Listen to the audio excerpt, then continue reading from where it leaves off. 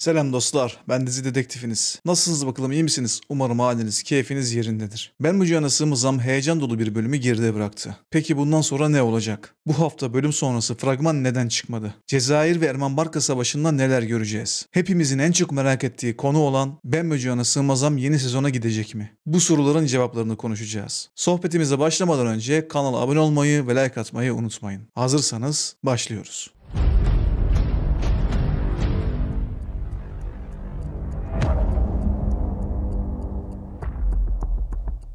Ben Mücahane Sığmazam'la tansiyon giderek yükselmeye devam ediyor. Bol çatapatlı ve raconların havada uçuştuğu bir bölüm izledik. Müfit Bey'in ölümünün ardından Cezayir'in Erman Barka ile olan savaşında tansiyon iyice yükseldi. Behçet'in gerçekleri öğrenmesiyle bir düşman daha kazanan Erman Barka iyice köşeye sıkışmaya başladı. Son olarak oğlunun ihanetiyle de karşılaşan Erman Barka acımadan oğlunu da öldürerek artık gözünün ne kadar döndüğünü bizlere göstermiş oldu. Tek amacı babasını korumak olan Serkan babasının kurbanı oldu. Tabii bu konuda büyük rol oynayan Vedat'ın da artık bedel ödeme zamanı geldi diye düşünüyorum. Her durumdan kıvraklığı sayesinde kurtulan Vedat bunca günahın ardından artık bedel ödemeli. Bu bölümde benim en çok beğendiğim sahnelerden bir tanesi Gedikali'nin infaz sahnesiydi. Gedikali'ye kesilen racon herkese ibret olacak şekilde gayet yerindeydi. Aynı şekilde artık Vedat'ın da diziye veda etme sırası geldi diye düşünüyorum. Az önce de dediğim gibi her durumdan kıvraklığıyla ya da dönekliğiyle kurtulan Vedat için yolun sonunun geldiğini söyleyebilirim. Vedat artık kendini ele verecek ve en sonunda kendini Cezayir Türk'ü öldürtecek. Erman Barka'ya dönecek olursak oğlunu öldürmenin acısını ve intikamını Cezayir'den almak isteyecek ve Cezayir'e karşı daha acımasız ve daha sert bir savaş açacak. Cezayir Türk için oğlunu öldüren gözü dönmüş bir adamın neler yapabileceğini kestirmek artık daha da zor olacak. O yüzden en iyi savunma saldırıdır diyerek var gücüyle Erman Barka'ya saldırmayı ve onu yok etmeyi amaçlayacak. İkili arasında kıran kırana bir savaş bizleri bekliyor. Öte yandan boşalan kadrolarla birlikte yeni ve sürpriz oyuncuların yakın zamanda diziye dahil olacağını söyleyebilirim. Herhangi bir isim duyduğumda videodan önce kanalın topluluk sekmesinde paylaşacağım. O yüzden kanala abone olarak Ben Mücahane Sığmazam ile ilgili en güncel haberlerden anında haberdar olabilirsiniz. Şimdi gelelim en önemli mevzumuz olan Ben Mücahane Sığmazam'ın yeni sezona gidip gitmeyeceğine. Bu haftaki reytinglerde maalesef belirgin bir yükseliş yaşanmadı. Hatta düştüğünü de söyleyebiliriz. Geçen hafta totalde 3,87'lik bir reyting oranına yükselen Ben Mücahane Sığmazam bu hafta yine totalde 3,61'e geriledi. AB ve ABC gruplarını söylemiyorum bile. Bu gidişata göre yeni sezona gitmesi imkansız görünüyor. Sezon sonuna kadar yaklaşık 10 bölüm kaldı. Ben önümüzdeki özellikle de Nisan ayındaki bölümlerin reytingini beklemek gerek diye düşünüyorum. Eğer Nisan ayındaki bölümlerde reytingler yükseliş trendine girmezse Ben Mücahane Sığmazam final yapabilir. Yani şu andaki gidişat bunu gösteriyor. Değişip değişmeyeceğini hep beraber göreceğiz. Gelelim bu hafta bölüm sonrasında fragman neden çıkmadı sorusuna. Tahminimce Ben Mücahane Sığmazam bayram tatiline girdi ve 9 Nisan Salı akşamı bayram arifesi olduğu için yeni bölüm yani 64. bölüm yayınlanmayacak. Yeni bölüm 16 Nisan'da yani bayramdan sonra gelecek. Tabii ki bu benim tahminim. Şu anda herhangi bir yerde bununla ilgili bir haber çıkmadı. Ama bölüm sonrası fragmanın yayınlanmaması bence bunu gösteriyor.